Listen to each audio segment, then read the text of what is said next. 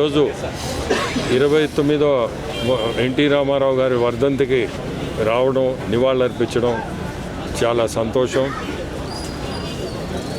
ఈరోజు ఎన్టీఆర్ అనే 3 పదాలు రాష్ట్రం కాదు, మన దేశం కాదు, ప్రపంచం అంతా ఎన్టీఆర్ అంటేనే ప్రతి ఒక్కరూ తెలుగు జాతికి ఆ 3 పదాలు. ఎన్టీ రామారావు అటువంటి మనిషి మన తెలుగు జాతిని రాష్ట్రాలు, దేశాలు, ప్రపంచం అంతా కూడా తెలుగు జాతిని తీసుకుపోయిన మనిషి. ఈరోజు తెలుగు గంగ అనే ఇరిగేషన్ ప్రాజెక్టు ఎన్టీ రామారావు గారు మొదలుపెట్టిందే ఈరోజు పూర్తి చేశారు. మీ అందరికీ తెలుసు కూడా ఎన్ని లక్షల ఎకరాలు ఈరోజు ఆయకట్టు కింద నీళ్లు ఇవ్వగలుగుతుంది ఈరోజు గవర్నమెంట్. అట్నే 2 కేజీల బియ్యం.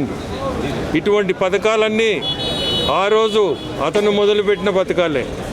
ఈరోజు చంద్రబాబు నాయుడు గారు మన ముఖ్యమంత్రులు ఆయన చేసిపోయినవన్నీ కూడా దానికంటే కూడా ఎక్కువ చేయాలా.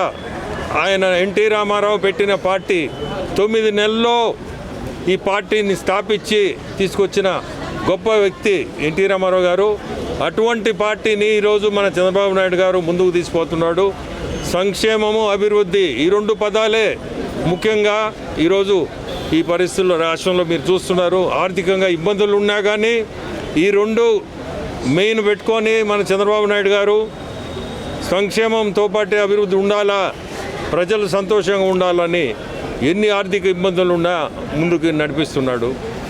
ఇంకోటి కూడా చెప్పాలా, మనవడు ఎన్టీ రామారావు గారి మనవడు వాళ్ళ తాత ఎంత చేశాడో మనవడు కూడా దానికి మించి ప్రజలకి సేవ చేయాలని అతను కూడా ఈరోజు ముందుకు నడిపిస్తున్నాడు పార్టీని, లోకేష్ గారు.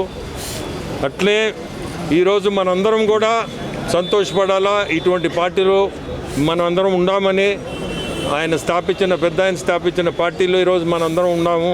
సేవకులుగా పనిచేయడం, ఆయన చెప్పినట్టు సమాజమే దేవాలయం, ప్రజలే దేవుళ్ళు అనేది ఈరోజు కూడా అదే నివాదాల మీద నడవాల. మనందరం కూడా ఈరోజు ఈ కార్యక్రమానికి రావడం చాలా సంతోషం.